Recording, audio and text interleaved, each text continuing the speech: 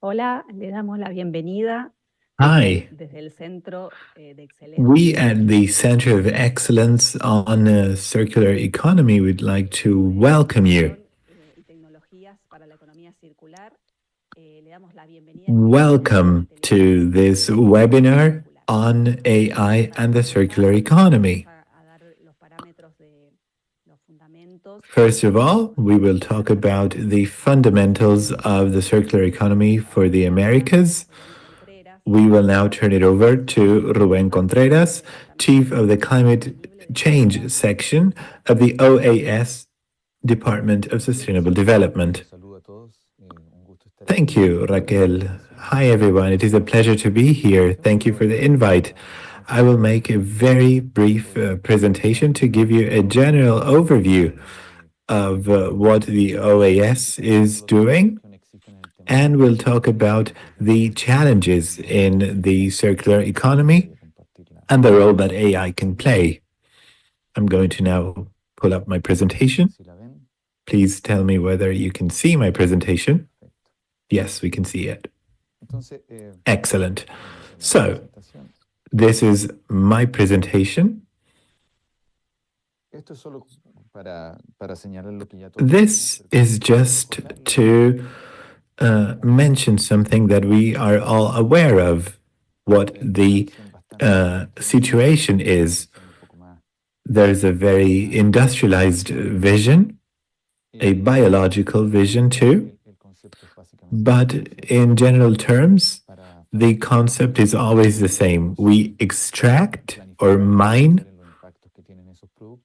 in order to manufacture, but we do not think about the impact of what we use. And at the end of the life cycle, the products end up in landfills or incinerated. And we don't operate as nature does. Nature does not throw anything away. There is no waste in nature. We humans generate waste. Again, there is no waste in nature. And so that requires a paradigm shift. Some people call it the circular economy, which is the buzzword today. Over the last decade, we've noticed that people speak very lightly of the circular economy. People think that if we change the design, the problem will disappear and waste will disappear. But we need to think of thermodynamics and entropy. In a system such as ours, where we process everything in the short term, there will always be waste. And so I'm going to focus on how AI can help us address some very fundamental problems. The energy limit is a key aspect. If a product is not meant to be reused, we would need an infinite amount of energy to process it. especially when we talk about a random mix or blend.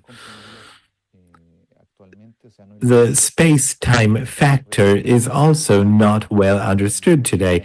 It is not the same to reuse a glass bottle in a city than trying to reuse a solar panel coming from 5,000 kilometers away from China, perhaps. If we don't have the infrastructure to take the panel apart and reuse those materials, we don't have the industrial capacity to do that.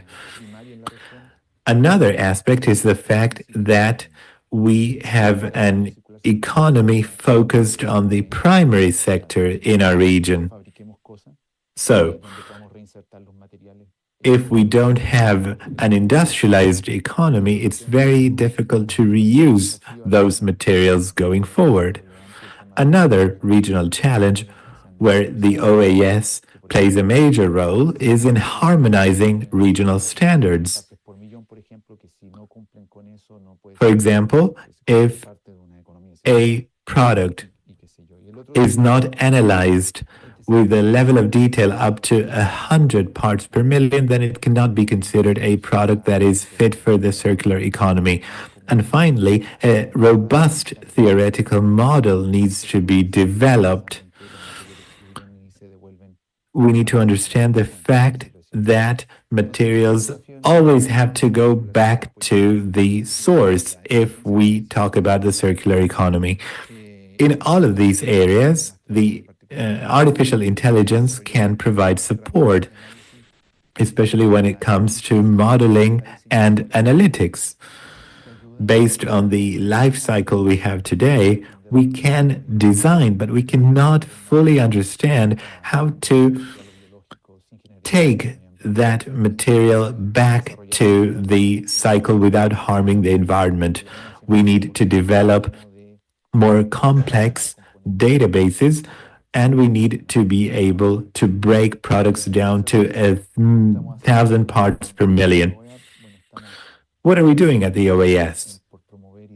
We are working to promote and develop circular economy-related policies within our Executive Secretariat for Integral Development, or SEDI. We have been working on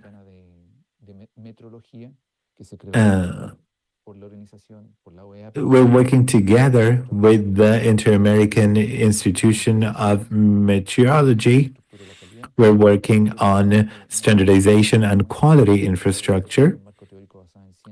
We always insist that we need to develop and implement an evidence-based theoretical framework. We also need to continue to focus on capacity building and knowledge sharing. We believe that the private sector needs to play a key role, but there needs to be regulation as well from the public sector.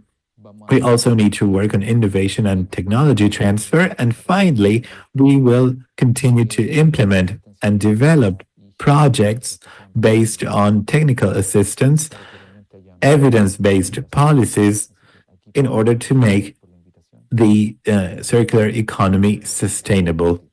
I will now turn it over to Raquel. Thank you. Thank you, Rubén. As you can see, this webinar is based on the linkages between AI and the circular economy.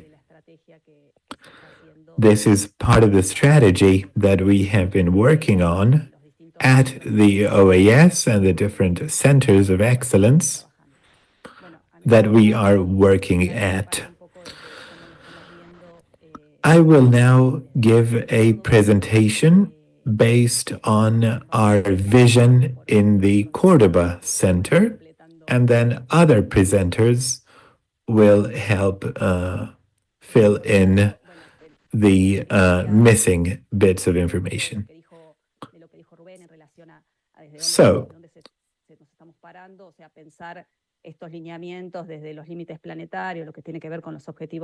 our model is based on the planetary boundaries and the Sustainable Development Goals.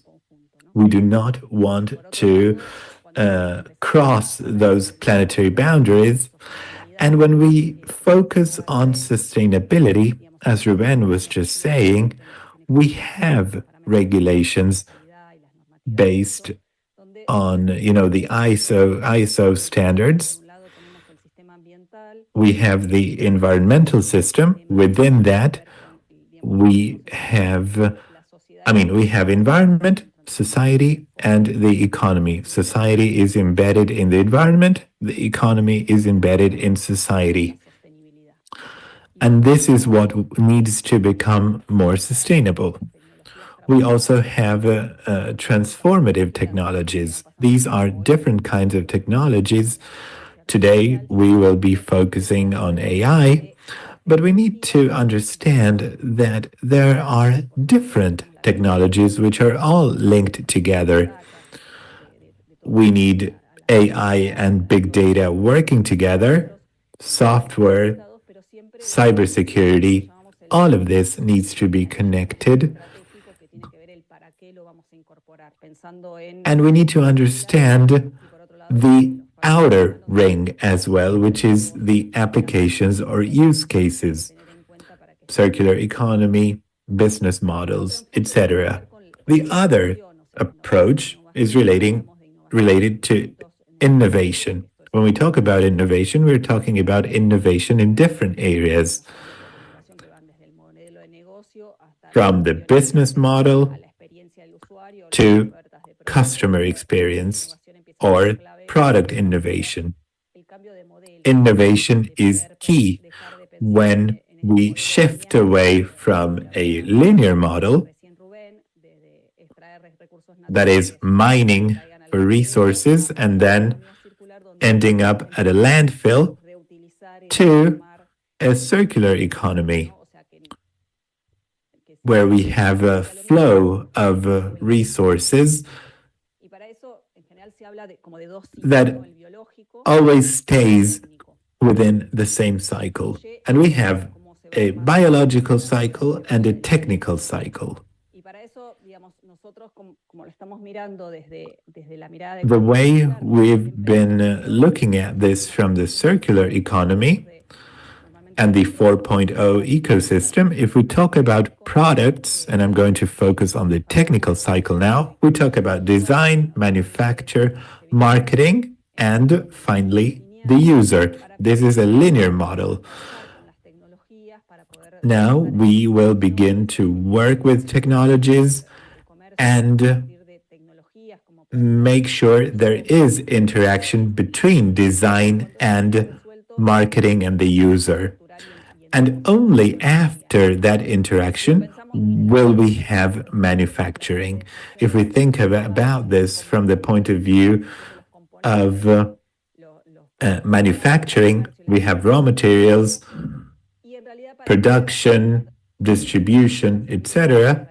But in order to have traceability and in order to have useful information, we need to embed technology that will help us trace data between suppliers and the supply chain. Now, when we think about this from the point of view of the circular economy, what we need to do is to preserve the value of the product, and the user becomes essential, and new services begin to crop up. The idea is to have no waste, to have products recycled. And we also begin to see products that need to be repaired and bring them back into the cycle so they continue to be used. For this to be real and tangible, we need technology. We need AI. We need blockchain. We need to truly use and leverage technology.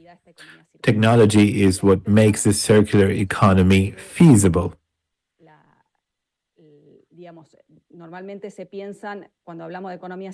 Generally, when we talk about the circular economy, we can talk about corrective actions such as waste sorting, but that belongs in a linear system. What we want to begin to do is to take predictive and preventative actions. To do that, we need to be able to simulate systems and have the necessary data. So we have been working to address different challenges. For example, the flow of materials, to have traceability, to understand where that material has been before. If it's biological material, then it will need to be regenerated, for example. We also need to focus on social equity and quality of life. We need to understand what we mean when we talk about value propositions. We always talk about this from the point of view of business. And this also needs to help us build sustainable ecosystems. And this is what we have been working to do. I'm going to stop sharing now, and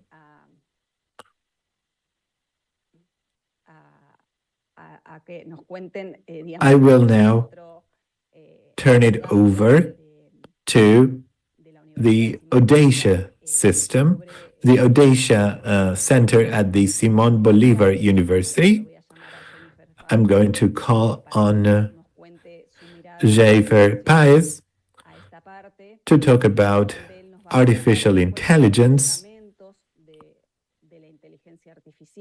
that is, the fundamentals of AI and how AI is used for different business models across our region.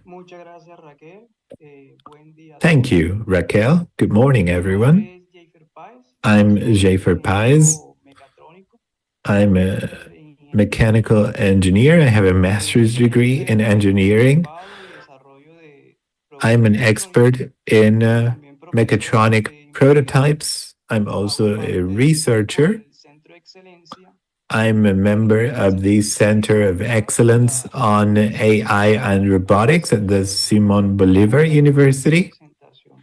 And I'm going to now share my presentation. Please tell me whether you can see it properly. That's great. So, today we will address how to use AI to develop innovative and sustainable solutions in the long term. First, let us remember the definition of AI. AI is a machine's capacity to simulate functions of human intelligence. Today, machines are better than us in many different ways. For example, massive data processing for medical imaging, for example, executing repetitive tasks without becoming tired, and tasks that require memory or decision-making in controlled environments. However, there are other areas in which we are better than AI. For example, creativity. The AI can generate content, but it's not true creativity. And AI has no conscience, so it cannot take ethical decisions. AI is also not be able to correct biases without human intervention. AI is based on data. If it's low quality data, then AI will repeat the bias embedded in that data. We have implemented a four-stage approach. This means that all solutions have a long-term competitive advantage. First, we need to determine how we will check that AI is doing what it's supposed to do. So we will define the scope of the solution. The second stage is the business strategy. That is a critical stage. Here, we will define 90% of the AI solutions value. This is the non-AI component of the AI. The third stage is developing the AI approach. This is where we will define the infrastructure. For example, we will train our models. We will use neural networks or other tools, and also the data approach or data governance. Finally, the last stage is tinkering.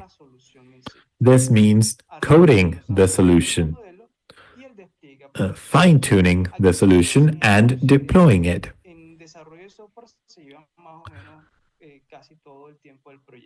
This is where software engineers spend most of their time. Let us focus on the first stage. Here, we need to make two very important decisions: how to measure the model and the scope of the model. So we will need to understand whether the model will perceive images, will analyze data, or will perform in the physical world. We must also ask other questions. For example, what can human beings do?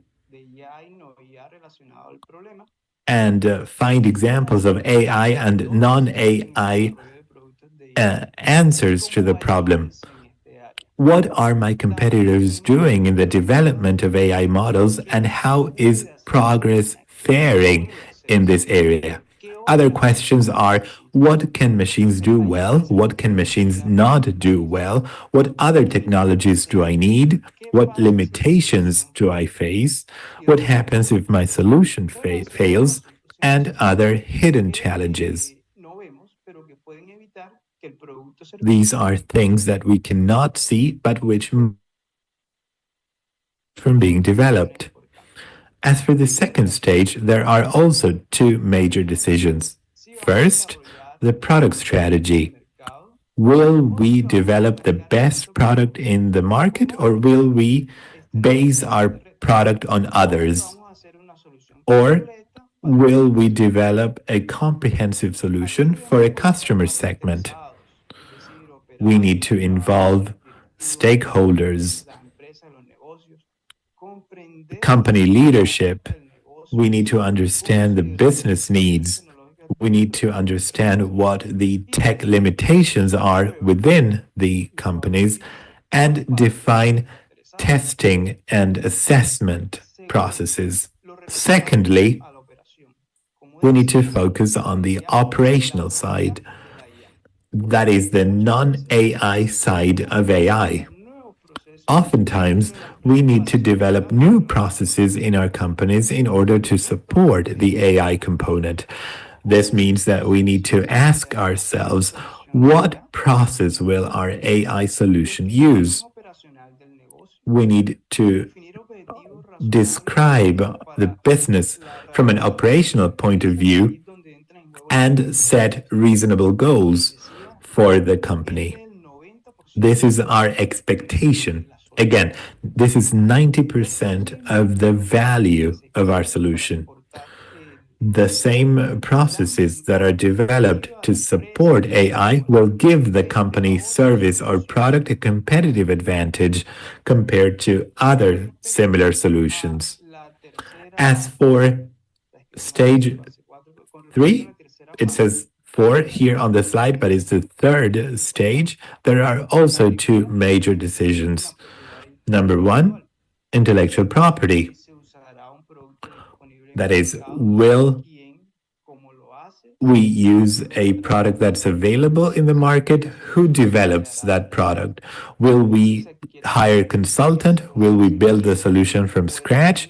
Will we purchase libraries, services, tools from other suppliers like Accelerate or Transformer? And then the second part is data management or data governance. We need to understand how data is captured, where data is stored, who manages that data, how often is data updated, how is metadata captured. This whole bit is a business in itself. We also need to address ethical concerns, privacy regulations. This is what we call data sanitation. As for the fourth and last stage, this is where we develop the software, the solution proper. This is where we find the DevOps and the MLA ops. But we also address other very common problems in AI design, for example, cancers. And it's very important to understand the task that we want to emulate with AI very well. We also need to profoundly understand the AI models and the different types of cancers, for example, bias or lack of generalization or undesired behavior or adversary attacks. In closing, let me show you some products that we have developed, like Patchy and VARD. Patchy analyzes data, and VARD is used to diagnose eye diseases in kids born prematurely.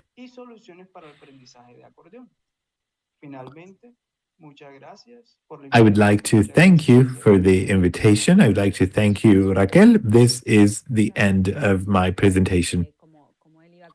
Thank you, Jheifer. As Jheifer just said, this event is organized by the OAS.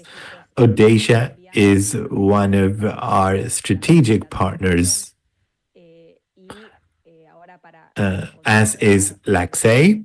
Laxey is in charge of the live stream. So, we have now talked about the relationship between AI and the circular economy. Jheifer just talked about the whole value chain, the relationship between materials flow and AI.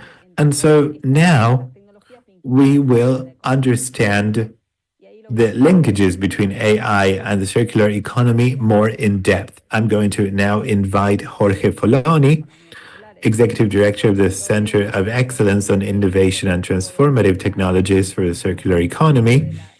We know that Jorge participated in the high-level ministerial meeting of the OAS on science and technology. Jorge, can you tell us what happened in that meeting and how these technologies are being used? So, Jorge, over to you. Thank you, Raquel, Ariane, Rubén, and our friends from the Centers of Excellence across the Americas. We had the opportunity to participate in this ministerial meeting in Washington. We presented all of our developments in the circular economy in the province of Córdoba, in Argentina, and the things that we have designed for the circular economy. Today, Rubén was talking about the linear model, which is the prevailing model in our world and has been the reason for progress and well-being in our planet. It has had great benefits, but at a very, very high cost, particularly an environmental and social cost. We at the Center of Excellence see the circular economy as a sustainable model. It is an economic model or economic development model which is inclusive and sustainable. So the economy needs to be environmentally friendly, but it also needs to develop its productive processes in a way that is as safe for the environment as possible, and it needs to include all of the different social sectors, including marginalized sectors. The linear economy, as Rubén said, includes mining for natural resources, manufacturing, and mass consumption. And finally, waste. This model needs to be replaced with a better model, the circular economy model.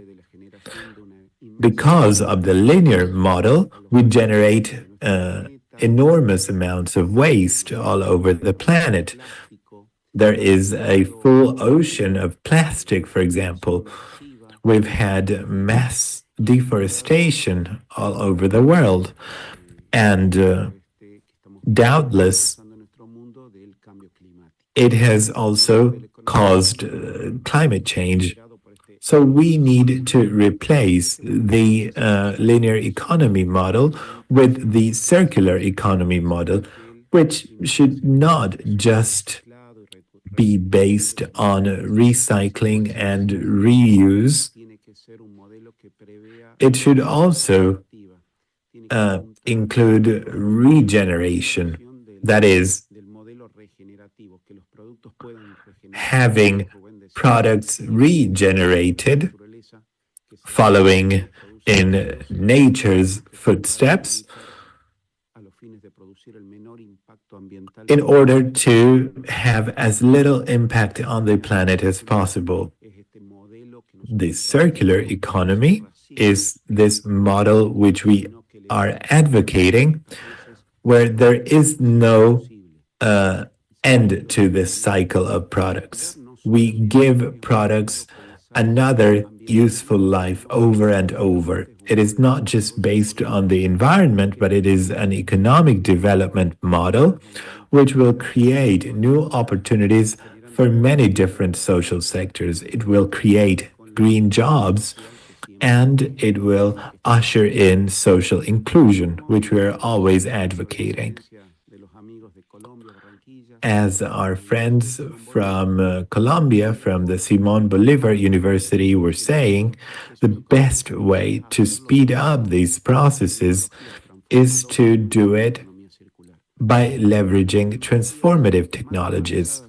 One of the most advanced technologies of the fourth industrial revolution is artificial intelligence. AI has many different virtues, which will doubtless speed up the circular economy. Mainly, it can augment human abilities. It can process mass amounts of data, and it uses predictive models which can help optimize product use. So, thanks to artificial intelligence, we will be able to strike a balance between market needs and the products that need to be manufactured. Thus, we will prevent overproduction and waste.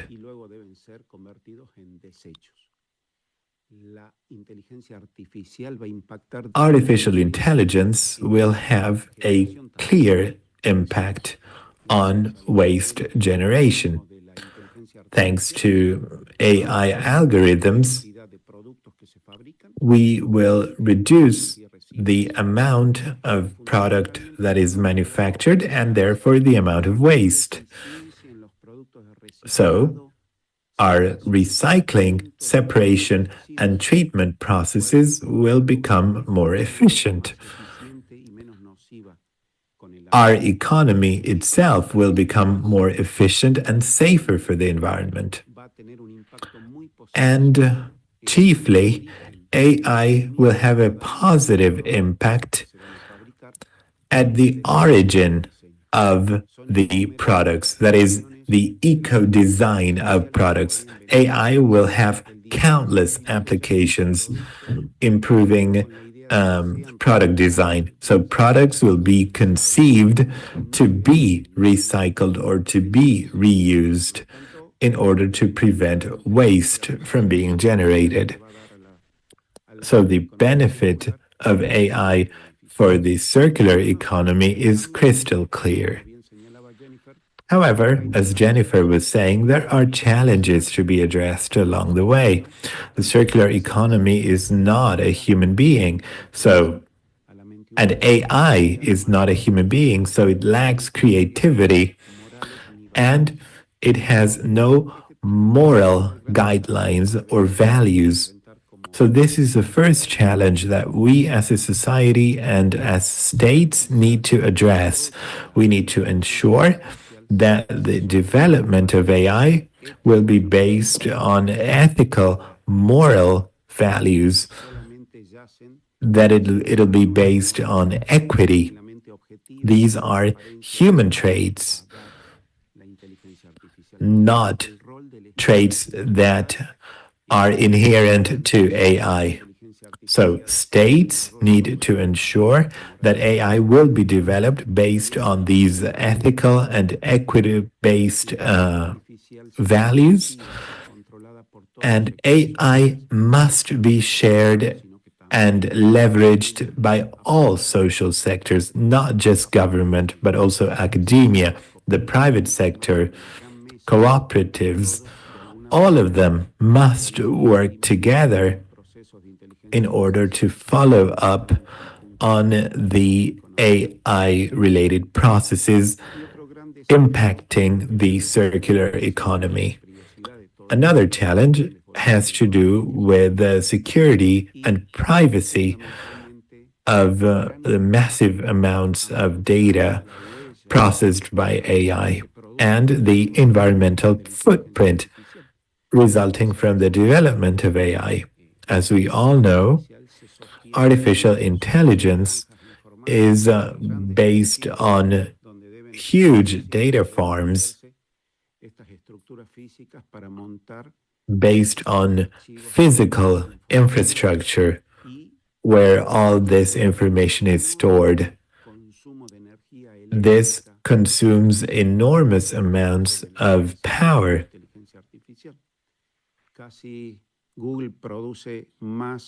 Google consumes more energy than whole countries of the world. So it's important to ensure that these facilities are regulated, so they will have as little impact on the environment as possible, and therefore on the carbon footprint. So AI must be based on the use of renewable energies, on the offsetting of its carbon footprint in order to prevent a worsening of the environmental impact of this technology. This is a technology that is here to stay, but our proposal is for AI to have as little impact on the environment as possible. This, again, is our proposal at the Center of Excellence on Innovation and Transformative Technologies for the Circular Economy. We are holding this event together with the Center of the Simón Bolívar University for Innovation and Robotics. We at the OAS feel that we need to play a role in establishing the necessary guidelines to make sure that this process will be as sustainable as possible. We've done great work from Córdoba in terms of environmental sustainability and the circular economy. I will now show you a very short video so you can see what we have been doing in Córdoba to develop this environmental model, which we believe should be replicated in other cities across the Americas. We'd like this to be a beacon for other cities that are being managed sustainably, to make sure that our planet will be as protected and safeguarded as possible in the framework of a sustainable economic model, which is also socially inclusive. Thank you very much. I would like to thank the whole team for being with us. And now,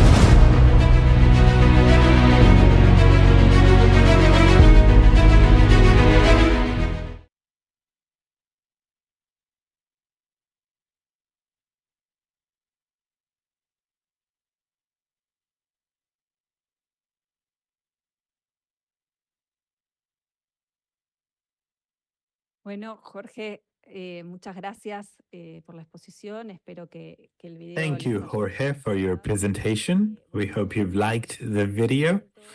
So, Y las, we will now continue with our event estrategias que hicimos para and the strategic partnerships we've launched to make this possible. As Jorge was saying, se viene promoviendo from the city of Córdoba, Argentina, we've been advocating innovation and startups con generar beneficios e impactos to y el ambiente. have a positive impact on the environment. We will now invite the Córdoba Smart City Fund, Quiero invitar a Hernán Perín y Marcela Nicolaides. in particular Hernán Perín and Marcela Nicolaides. Hernán Perín is the Director General for GovTech of the City of Córdoba, and Marcela is the Knowledge Economy Director in the City of Córdoba. They will now tell us a little bit about what they're doing at this fund. Thank you, Raquel. Thank you, Jorge, and the whole team for giving us the opportunity to present this project. Ours is a public policy for open innovation. It is the first GovTech fund in Latin America. I will turn it over to my colleague so he can talk about the origin of this project, the goals and the different verticals, and then we will present our success stories. One of our projects focuses on AI and the circular economy. So, first of all, I'm going to turn it over to Hernán, our Director General. Good morning. Thank you for having us. Thank you, Marcela, for the introduction. We are members of the Smart City Department of the City of Córdoba. La razón de ser de este laboratorio y del trabajo que lleva adelante la Secretaría tiene que ver con what we do at the Secretariat and the lab is to lay a bridge between two different realities. First, social, environmental, economic challenges in our cities, and countless innovative solutions that have been launched by startups, and they are not sometimes taken into account as potential solutions to the challenges of our cities, especially when it comes to the digital transformation of our administrative processes and the creation of smart cities, cities that put people first through the use of information and communication technologies. The idea is to improve the quality of life of our people. So in our lab, we do different things from ecosystem mapping, using innovation to find solutions to public challenges, and the use of technical platforms to share strategic information. As Marcela said, ours is the first GovTech fund in Latin America. The idea is to promote open innovation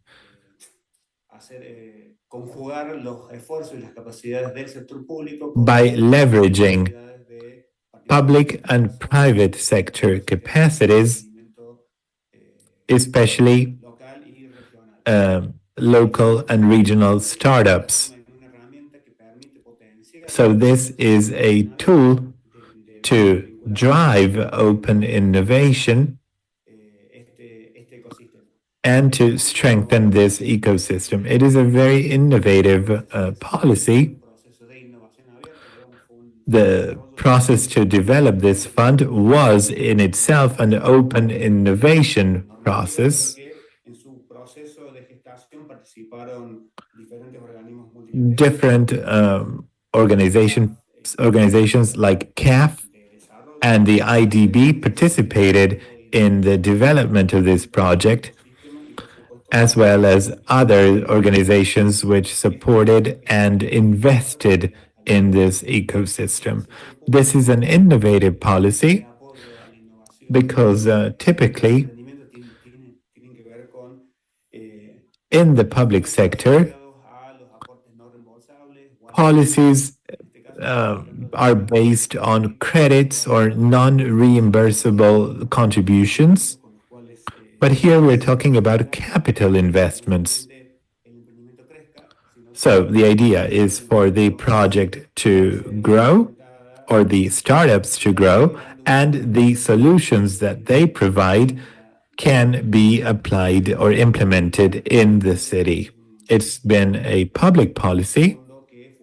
It is a fund that is based on public calls. There's a screening process where we have an expert committee, experts in development, in entrepreneurship, on the different verticals. And so the decision made about the investment will be a decision that has a strategic impact. This is a tool that is meant to lay a bridge between different startups belonging in different verticals, including environment and the circular economy as some of the main areas for a smart city. And so they are some of the main verticals where the fund invests. There are also technology-based areas. For example, in our last call, we received 120 applications from different startups across Latin America, many of which focus on the use of AI as applied to the circular economy. So over the next few months, I'm sure we will be seeing many verticals with that profile. In closing, I'd like to tell you that our portfolio includes 22 startups, which we have invested in over the last 4 years. We've invested close on $2 million. We have, for example, ReSU, as you can see here, carbon neutral. These are different startups that have a real impact on environmental quality. And let me highlight the case of KIGÜI. We have people from KIGÜI in this seminar that will present how they use AI to reduce food waste. So I'd like to thank you on behalf of Marcela, on behalf of our Secretariat and our government. Thank you for allowing us to share our experience, and we'll now turn it over to the next speaker. Thank you. Thank you. It's very interesting to see how you have been able to put together these ecosystems. Now,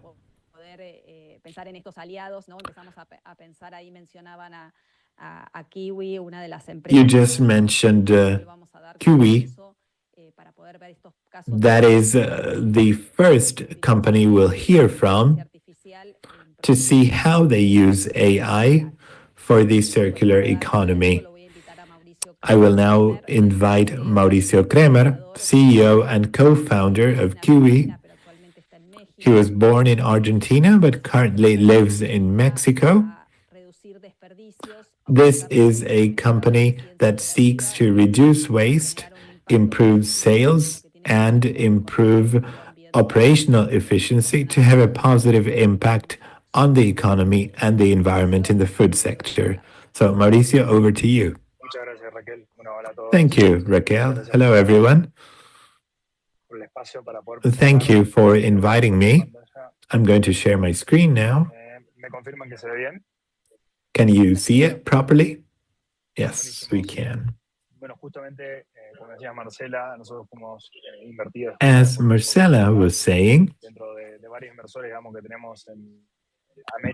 the lab is one of our investors. We started our activities in Argentina. I live in Mexico today. So we have operations in Mexico, Peru, and Argentina. Our goal is to reduce food waste of packaged products, and we use AI to do that. I always like to begin by presenting the problem and explaining why we use AI to solve the problem. This is something that is typically overlooked, and you need to understand the industry in order to understand the problem. But basically, supermarkets don't have an expiration date-based inventory. So we're not just talking about supermarkets from a specific country. Supermarkets know how many yogurts they have, but not when they will expire. The only way to find out when products will expire is to go to the shelf and check it manually. It's a very complex operation. As this information is not digitized,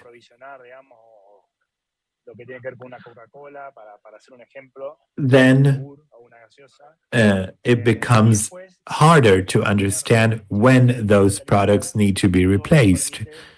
A yogurt is not the same as a Coca-Cola bottle, for example.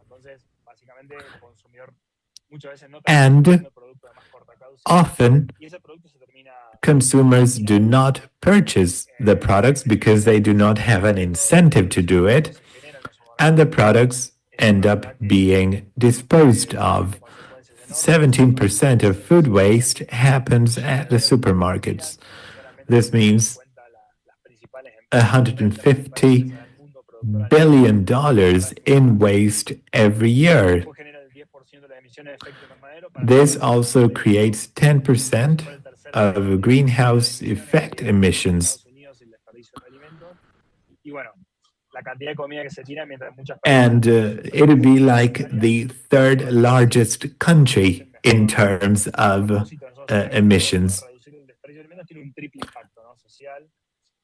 And our goal is to have a threefold impact: social, environmental, and economic impact. So based on the expiration dates, as I said before, we have created a SaaS, software as a service, digitizing the expiration dates using AI to optimize the supply chain. So it takes milliseconds to digitize this data point, and with that, we can launch massive actions, for example, promotions or other actions or donations. Now, before we do this, we'd like to make sure that the product does not reach the store. If a product with a short expiration period reaches the store and a discount is offered, then that shows that there was a problem before. If we prevent a product from getting to the store, we will prevent food waste, and we will be able to encourage the sale of products that are close to expiring. We have a Tesla here on the screen because AI brings a paradigm shift. When Tesla began developing their cars, there were many ultrasonic sensors, as you can see on the left, but these sensors were replaced with cameras. Why were they replaced with cameras? Elon Musk says, if humans can drive using their eyes, then why can't we drive using cameras? There should be no need for sensors. Using cameras, vehicles should not need a driver. This has been empowered by AI because AI enables us to recognize objects. The same thing can be done in our industry. This is a very recent article where it says that 2D barcodes will revolutionize retail as we know it. For example, QR codes. Why don't supermarkets keep track of expiration dates? Well, because barcodes do not include that information. So if we shift from barcodes to QR codes, we can embed information about expiration dates and we will no longer have that problem. But that means that we need to transform the entire food packaging industry. So they will use QR codes. It would be like having all cars use 10,000 sensors instead of cameras. What we have done instead is embedding the information that would otherwise be part of the QR code and have that information be read by an Android phone, for example, and we use AI for that. So a phone can read the information about the expiration date as quickly as it would read a QR code. So with AI, we're making sure that this will not be a very hard to implement change, and we can do it quickly. This slide shows the positive impact that we can have on our customers. We can identify 81% of the products before they expire, and we can sell 92%. So this helps us reduce food waste, reduce the carbon footprint, and help customers save money because products will be sold at a discount. This is who we are. We have over 30 years of experience in the industry. We know the industry full well, and that is why we decided to tackle this problem. And so we have proposed the digitization of expiration date as the missing piece of the puzzle in order to solve the problem that we've identified. Thank you, Mauricio. So we were talking about innovation. You're proposing a disruptive kind of innovation to help us rethink the industry. And that is critical. So now we were just talking about the innovation of the supply chain. We will now shift gears and talk about sustainable agriculture. We will now invite Jairo Trad, CEO and co-founder of KILIMO in Argentina. This company uses AI to optimize irrigation. They quantify the amount of water that is saved, and they connect agricultures or farmers with companies investing in water conservation initiatives. So, Jairo, over to you. Hi, everyone. How are you? I'm very happy to be here as part of this conversation. KILIMO was created in Córdoba, Argentina, 10 years ago, focusing on agriculture and particularly on agriculture's main resource, which is water. Plants cannot live without water. Nothing can be produced without water. And that is why agriculture uses assistance to scale up production, and that is where irrigation comes in. Irrigation helps us adjust the environment in order to produce products that could otherwise not be produced. Irrigation has different challenges, particularly when it comes to irrigation management optimization. Irrigating more efficiently and accurately requires understanding many local variables.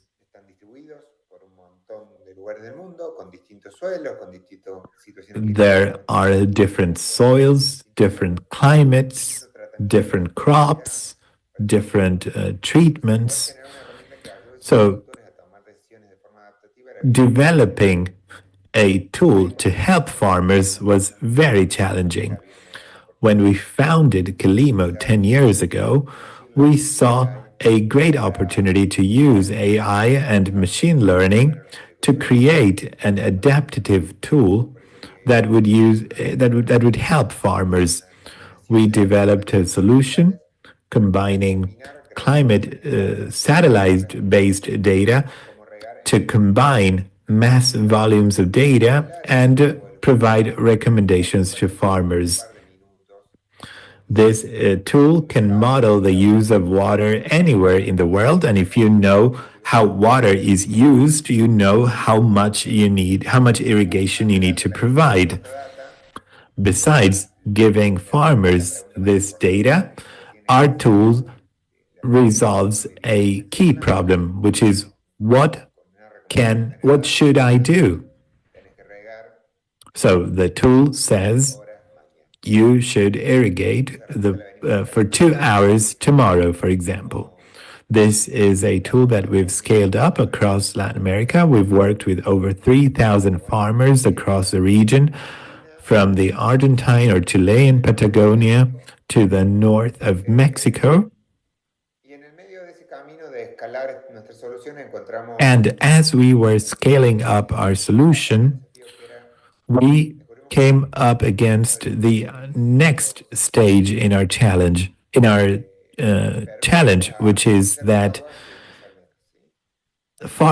many farmers tend to use more rather than less water. Sometimes what we see is that if farmers use all the water they've been allocated, at present, they will lose that right going forward. In Argentina, for example, there is no incentive to use less water. There are countries that want to produce food, and in those countries, they do not set limits to the use of water in farming, but there are physical boundaries, physical limits to the availability of water. We realized that it was very difficult to have farmers change their behavior, and so we set out to think, how else can we attach a value to water?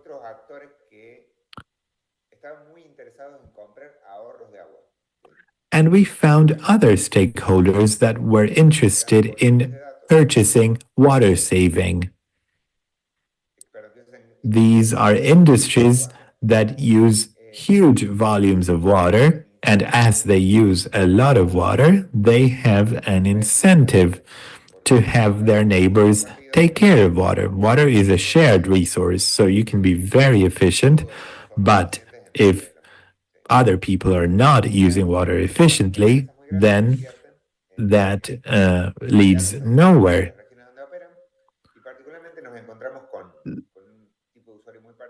And we found a very specific type of user, which is technological companies, tech companies, which are scaling up their data centers. And a key challenge in data centers is how to cool them down. It is usually done with water because using AC would have a much bigger impact on the environment. Also, water is a more efficient coolant than AC. And so these tech companies use water, but they realize that there is a risk of running out of water in the areas where they operate. That's where KILIMO comes in. We were able to connect the dots. We have a user that generates a lot of value because through their data centers, they can host AI servers, and these are users that were willing to encourage other users to use water more efficiently.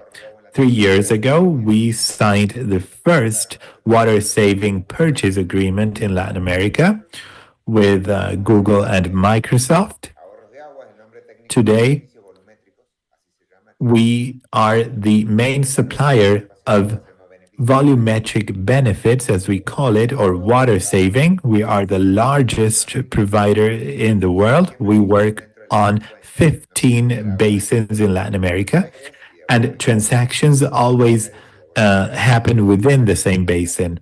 So if you produce in Buenos Aires, then the water saving that you purchase is in Buenos Aires, not somewhere else. And we have farmers use these tools, making money. They receive incentives. It's a very virtuous system. I don't know if it fits the circular economy definition, but in my opinion, this is as circular as it gets, because we are connecting users and resolving the problem of shared resources. At the same time, we are helping scale up technologies like AI. Thank you. Thank you, Jairo.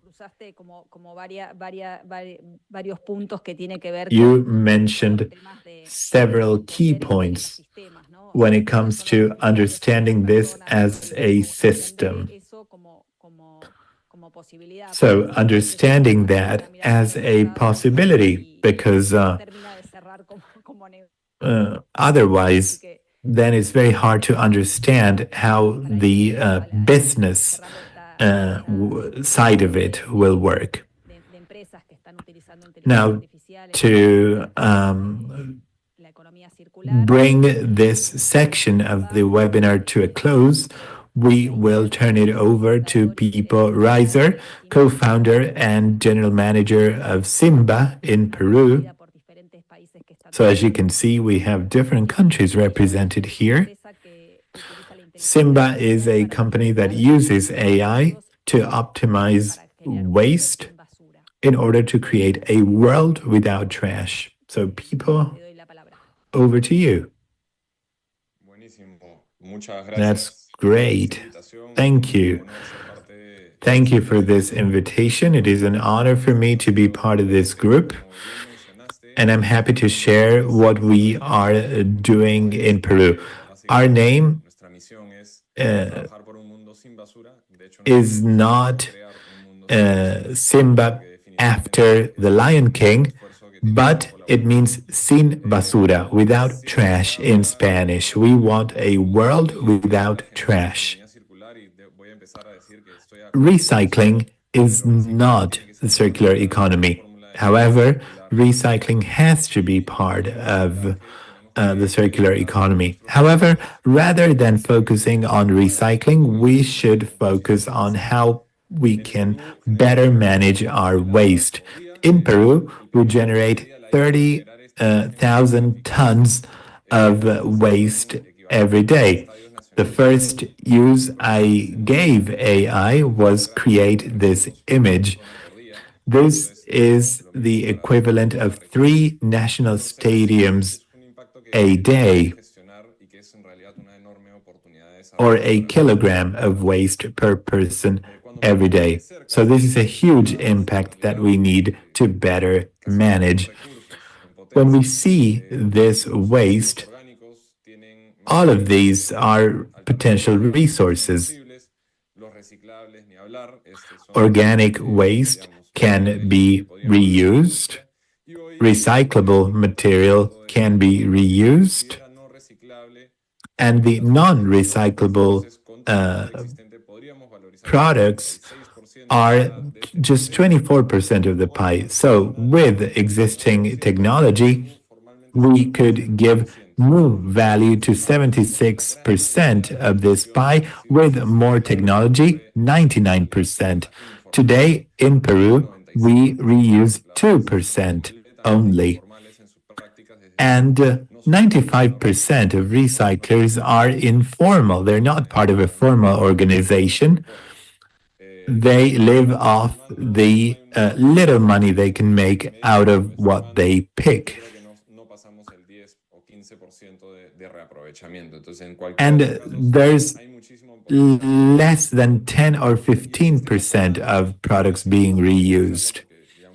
It is also important, of course, to recognize the formal system, because it's very good to reuse waste, but it's important to understand what happens when we don't do that. Landfills in Peru, for example, are not very well managed. What they do is to bury the problem under the hills, and there are other problems in Peru. This was a video, for example, that was shot in the Peruvian jungle. This is a truck full of trash. As there is no other infrastructure, they found a nature-based solution.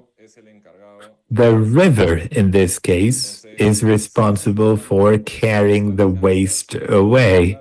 So it's important to understand these dynamics. And it's important to understand that citizens do not know what is happening here. They're not aware of this. In reality, this happens in 40% of Peru. So waste is thrown into the sea or the river or buried under a hill, and that is not acceptable to me.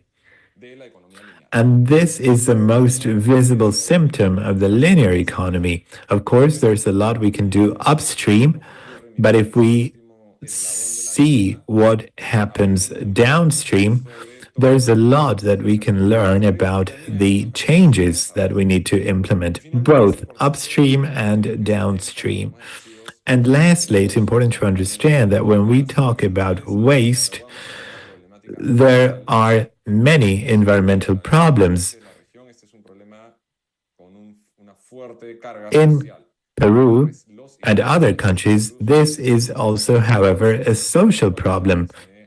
There are over 100,000 recyclers in Peru, 90% of whom work informally, which poses great risks and vulnerabilities.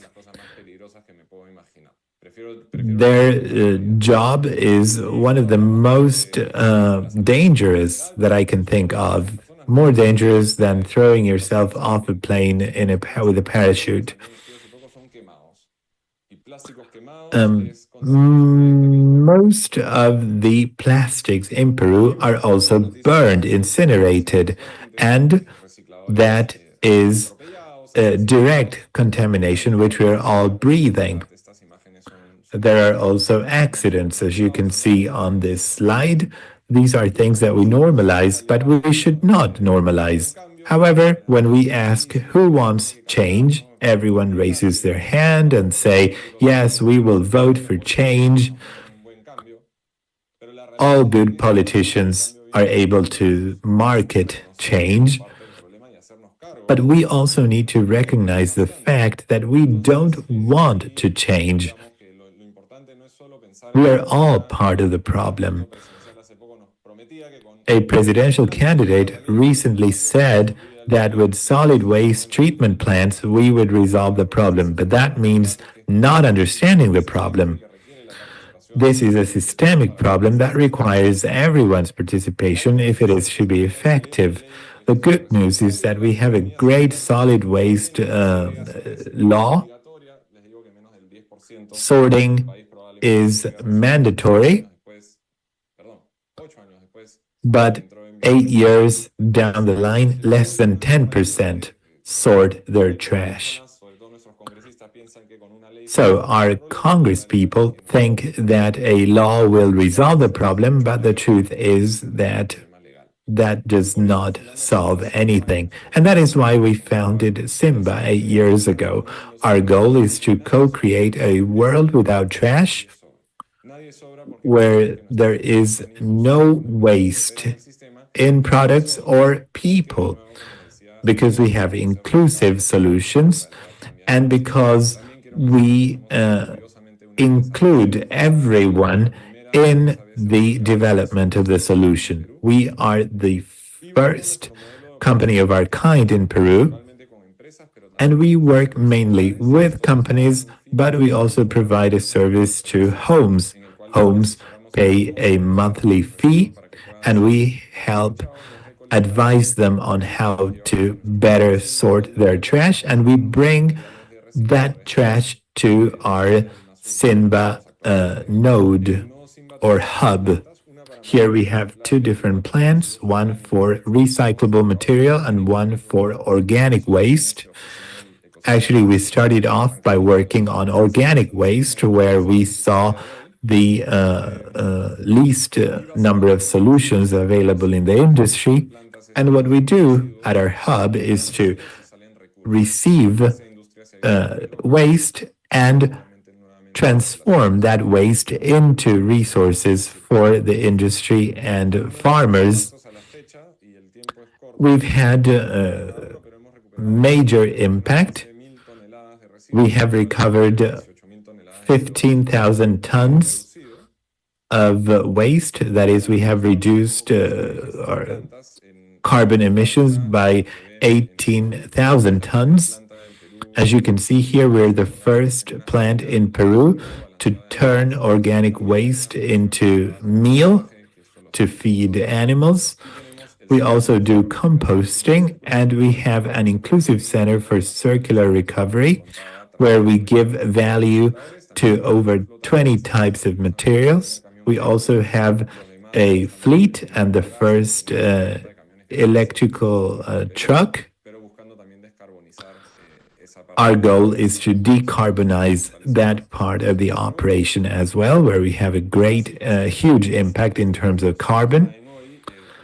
And now shifting gears and moving on to something that is very important to us, we understood the need to measure the data in an area where data is not typically measured. We record everything we do, and the information is tied to customers and dates. Our customers also receive a report, which means that our process has traceability. And today we're working on a new project together with a startup, and this is something that I would like to focus on. There was a point when we wanted to develop everything ourselves, but then we realized that radical collaboration was a better fit. We realized that by working with others who are experts in this, we can make progress much faster. So we are implementing a project with a Turkish startup called Evreka. They develop systems for waste management companies with integrated AI. So, for example, you can ask, what problems have there been in the last 6 months? And you can generate AI-based reports. So that is the first use. The second use was an experiment we launched last year to begin to collect big data based on material flow. So we have a conveyor belt where we check the quality of the materials. Here you can see it on the right. And we integrated a camera which registered all of the different materials and used machine learning to sort them. We were not, however, able to monetize our data, so we have discontinued this project, but we will resume it at some point in the future. We were able to recognize different types of material, and we have created the largest waste database in Peru with over 10 million objects identified. What this does is continuous sorting of materials. So if you want to obtain plastic credits going forward, you can have a system with traceability built in to support those credits. What I like about this is if you give me your trash, then there's a lot I can find out about you, about your habits. And if I do this at a larger scale, then I can have very useful information about the population. With this technology, we will not just be able to recognize materials and objects, but also SKUs. We'll be able to tell a Coke bottle apart from a Pepsi bottle, and that information will be much easier to monetize. So this is the direction that we'll be working toward going forward. We're also using AI to raise awareness and educate. We have launched a partnership with a Peruvian startup called Musa. They offer training on WhatsApp, and it doesn't just look like a bot. It is a truly educational type of conversation. We're very excited about this. And the next stage in our development is to integrate machine learning into our application. We have a community of 350 homes, and we have a WhatsApp group where people ask, what can I do with this package? What can I do with these batteries? That can be automated by using machine learning and AI. We can teach people what to do with these different objects, automate that solution, and scale it up so everyone will have the relevant information about how to recycle. That will help us improve the quality of the materials that we receive. In closing, this helps us create a Peru without trash. We are planning to bring this experience to Lima and another 10 regions, and to leverage the digital technologies and AI to speed up our pathway. Thank you, and please help us co-create a world without trash. Thank you, Pipo. We are running out of time. We're going to share the QR code so you can contact the Center of Excellence. Let us remind you that this was organized by CEITTEC together with the OAS and strategic partners from the US, Audacia, the Córdoba Smart City Fund, and the different companies, KIGÜI, KILIMO, and SINBA.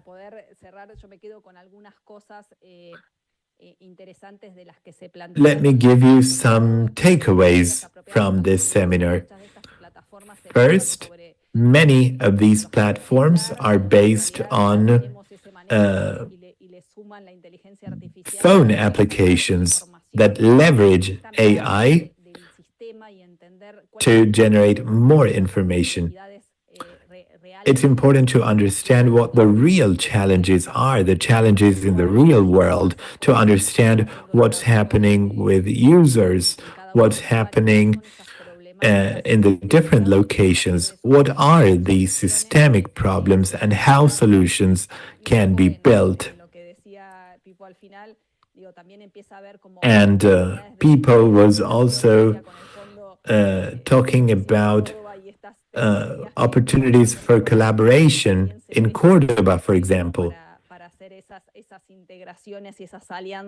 So partnerships, strategic partnerships can be developed across the region.